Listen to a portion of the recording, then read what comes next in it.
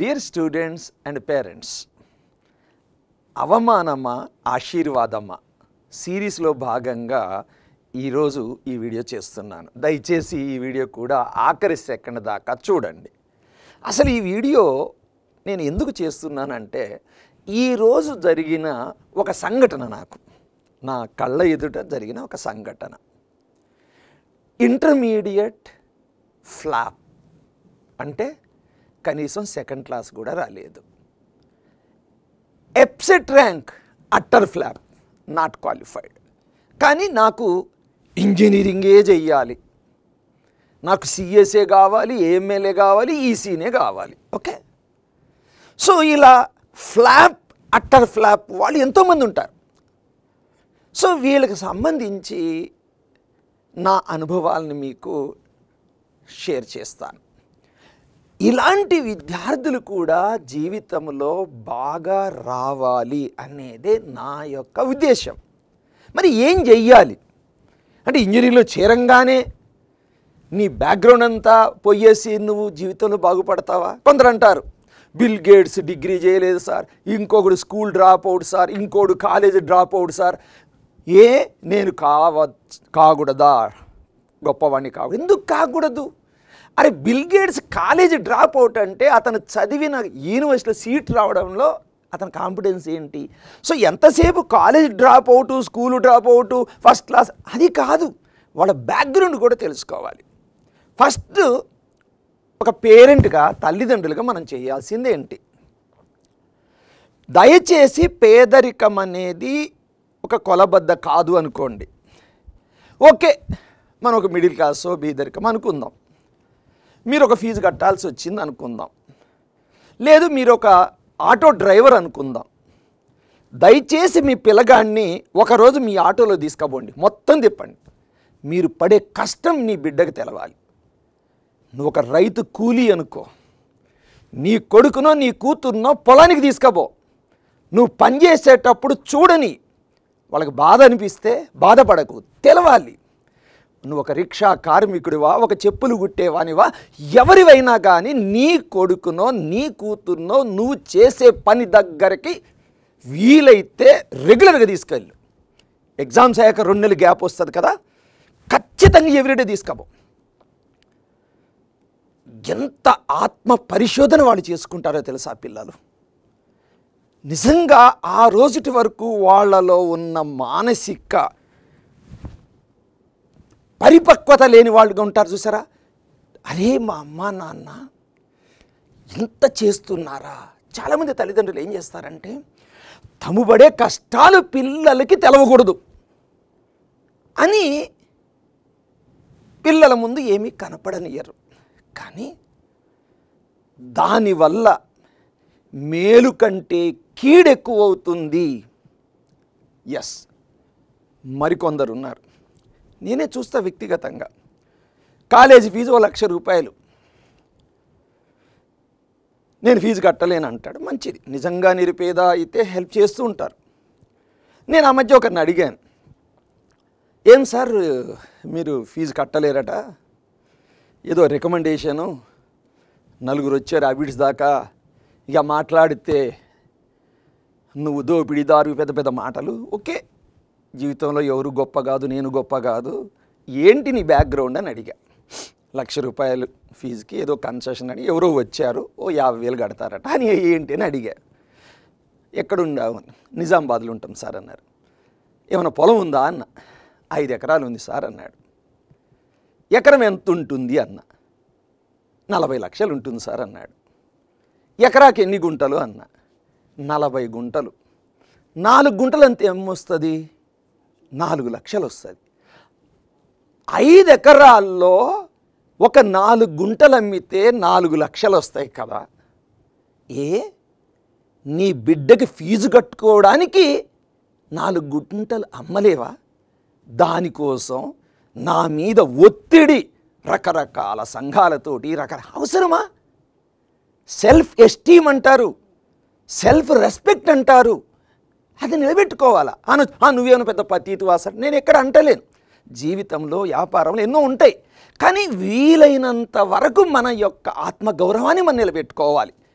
4 గుంటలు అమ్మితే నీ కొడుకు చదువైపోతుందే, ఎందుకు నువ్వు ఇన్ని ఒత్తిళ్ళు గురి చేస్తావు?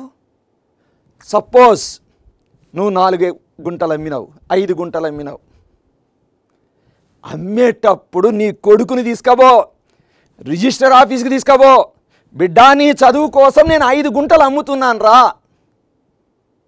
అని వాని ముందు అమ్ము. ఫలితాలు చూడు, వాడు అద్భుతాలు సృష్టిస్తాడు. 4 గుంటలు కాదు 100 ఎకరాలు నీకు కొనిస్తాడు. అలా కాకుండా అది వదిలేసి తల్లిదండ్రులుగా మన బాధ్యత వదిలేసి పిల్లలకి కష్టము తెలియకుండా చేసేలేక ఏమవుతుంది అంటే పిల్లల్లో ఆ కసి అనేది రావట్లేదు. అది మీరు కొందరు అనొచ్చు, సార్ నేను ఫ్లాప్ అయితే పైకి రాలేనా అని. ఎందుకు రాలేవు? ఎన్నో వీడియోలు చేశాను నేను. ఎంసెట్ నాట్ క్వాలిఫైడ్ వాళ్ళు కూడా మిరాకిల్స్ సృష్టించారు, అద్భుతమైన ప్లేస్మెంట్ తీసుకొచ్చారు. అయితే నేను స్టడీ చేశాను, 100కి 10 నుంచి 20% మంది, 10% అనుకోండి, వాళ్ళే అక్కడ ఫ్లాప్ అయినా, ఇంటర్లో ఫ్లాప్ అయినా, ఎంసెట్లో ఫ్లాప్ అయినా జీవితంలో సూపర్ హిట్ అవుతున్నారు. ఎవరు వాళ్ళు? గతం నుంచి నేర్చుకున్న వాళ్ళు, కసితో వర్క్ చేసిన వాళ్ళు. ఎంత కసితో వర్క్ చేస్తారు అంటే మళ్ళీ అది రాకూడదు. మా అమ్మా నాన్న కళ్ళ వెంట నీటి చుక్క రాకూడదు. మా అమ్మా నాన్న 3వ వ్యక్తి ముందు తల దించుకొని మాట్లాడకూడదు, చేతులు కట్టుకొని మాట్లాడకూడదు. ఏ రోజైతే ఇలాంటి పరిస్థితి మనం క్రియేట్ చేయాలి, తల్లిదండ్రులుగా మనం క్రియేట్ చేయాలి, విద్యార్థులుగా వాళ్ళు ఆ విధంగా ఆలోచించేయాలి. సో కేవలం 10% మంది మాత్రమే ఈ ఫ్లాపు, అట్టర్ ఫ్లాప్ నుంచి జీవితంలో పైకి వస్తున్నారు. రీజన్ బ్యాక్గ్రౌండ్లో ఏం జరిగింది అనేది, అక్కడ తల్లిదండ్రుల యొక్క ప్రవర్తన, కాలేజీలో అన్నీ ఉంటాయి. ఈ జీవితంలో ఎవడు పర్ఫెక్ట్ కాదండి. నేను ముందే చెప్తాను, నేను పర్ఫెక్ట్ కాదు, నేను 100% నిజాయితీ పరుడు కాదు. కాకపోతే ఉన్నంతలో తల ఎత్తుకొని చేసే పనులు చెయ్యండి. నీ పిల్లలకి నువ్వు పడే కష్టం తెలియచేయనండి, అప్పుడు వాడు కసితో పని చేస్తాడు. ఓకే, నాకు ఒక ఫ్రెండ్ ఉండేవాడు. నేను ముషిరాబాద్ దగ్గర జమీస్తాన్పూర్ గవర్నమెంట్ బాయ్స్ హై స్కూల్లో చదువుకున్నా 10th క్లాస్. ఇక చిన్నప్పుడు అంటే చెట్టు కిందనే చదువుకున్నా. నా క్లాస్లో ఒక 20 మంది ఉండేటోళ్ళు. అందరూ లారీలు క్లీన్ చేసేటోళ్ళు, పాకీ దొడ్లు గడిగేటోళ్ళు, ఇస్త్రీ చేసేటోళ్ళు, పాల ప్యాకెట్లు వేసేటోళ్ళు. వాటిలో నేను కూడా ఒకడిని. పల్లి చెక్కలు అమ్ముకునేవాడు. ఇటు రకరకాలు.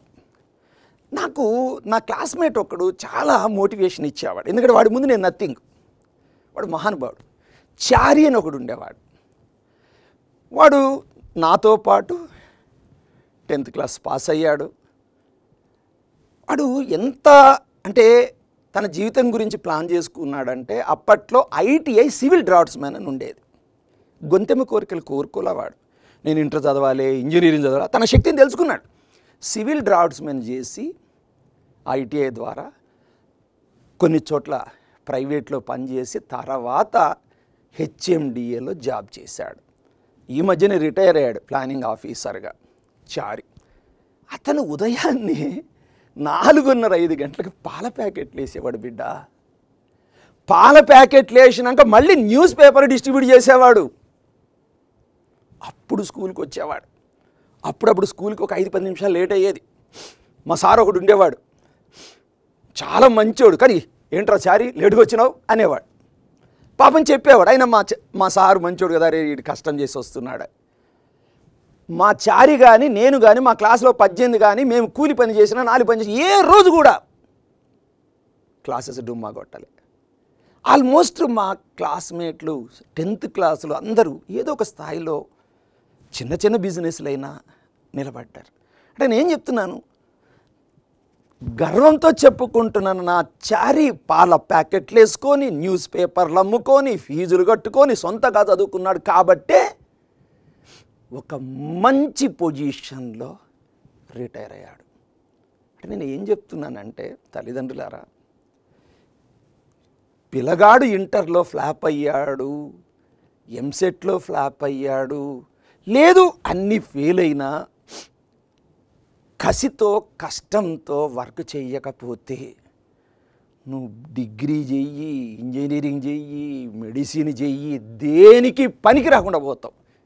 దీనికంటే కూడా నిన్న మా దోస్తు, మా దగ్గర ఒక చార్టెడ్ అకౌంటెంట్ ఉంటాడు, ఆయన ఏమన్నాడంటే, సార్ వీళ్ళు ఏదైనా వాళ్ళు ఇంటి పని చేసుకున్నా బాగుపడతారేమో, వీళ్ళు అటు ఇటు కాకుండా పోతారేమో, ఏంటి ఇంటర్మీడియట్ 50% రానోడు 40% రానోడు నేను ఇంజనీరింగ్ అని ఎగేసుకొని వస్తున్నారు సరదాగా.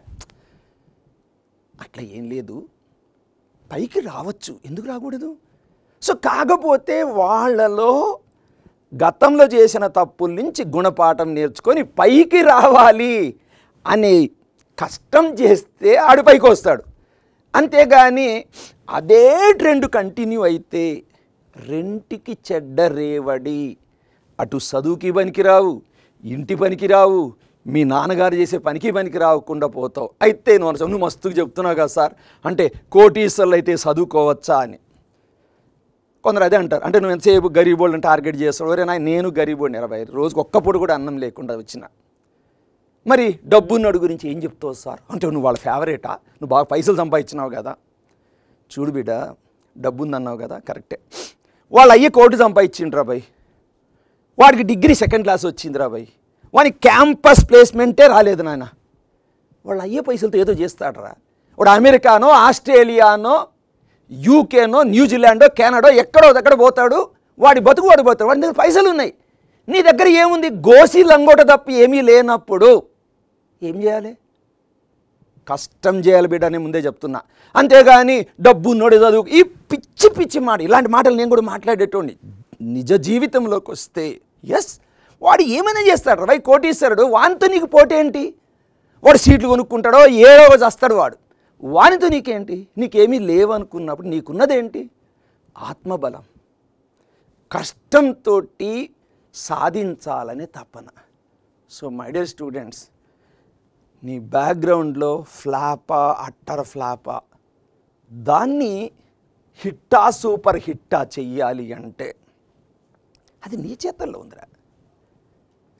డాక్టర్ బిఆర్ అంబేద్కర్ అంటారు, నా దేవుడు డాక్టర్ బిఆర్ అంబేద్కర్ ఓ మాట అంటాడు, బీదవాడిగా పుట్టడం నీ తప్పు కాదు, కానీ బీదవాడిగా చావడం మాత్రం నీ తప్పు అంటాడు. మనం అందరం అంబేద్కర్, డాక్టర్ బిఆర్ అంబేద్కర్ని ఆదర్శంగా తీసుకుంటాం కదా. మరి ఆయన ఆదర్శంగా ఆయన మాటలు తీసుకున్నప్పుడు ఆయన ఎంత కష్టపడ్డాడు, ఎంత కష్టపడ్డాడు. ఎవడ్రవై ఇప్పుడు భారతదేశంలో రాజకీయంగా కానీ, ఒక ఎకనామిస్ట్గా కానీ అంత కష్టపడ్డాడు ఎవడని ఒక్కని చూపించండి. మరి డాక్టర్ బిఆర్ అంబేద్కర్ గారు మనకు ఆదర్శమైనప్పుడు ఆయన చెప్పిన మాటలు కూడా కదా. సో నేనేదో డబ్బున్నోని సపోర్ట్ చేశాను కాదు, నేను ఆ కింది స్థాయి నుంచి వచ్చాను కాబట్టి నువ్వు అంతిమంగా నీకు నువ్వు నిలబడాలి. ఎవ్వరు సాయం చేయరు రాబాయ్ నీకు. నేను చెప్తున్న అనుభవంలో, నేను ఇంజనీరింగ్ కాలేజ్ పెట్టినా, కోచింగ్ సెంటర్ పెట్టినా, బిజినెస్ చేసినా ఎవ్వరు సాయం చేయరు. గుర్తుపెట్టుకో, ఎవడికన్నా నీకు రూపాయి సాయం చేశాడు అంటే నీ దగ్గర 10 రూపాయలు దొబ్బుకోవడానికే ప్లాన్ చేస్తారు. గుర్తుపెట్టుకో, అది నా అనుభవం చెప్తున్నా. అది రాజకీయ నాయకులు కానీ, ఎవరైనా కానీ, విద్యార్థి సంఘాలు ఎవడైనా కానీ, నీకెవడు సాయం చేయడు రాబాయ్, వాడు నీ దగ్గర తీసుకోవడానికే ఉంటాడు. ఇది నా అనుభవంలో చెప్తున్నా. So who is the architect of your future? నువ్వే. స్వామి వివేకానంద అన్నట్టు, you are the creator of your own destiny. Stand for yourself. Take my words positively. All the best. God bless you better.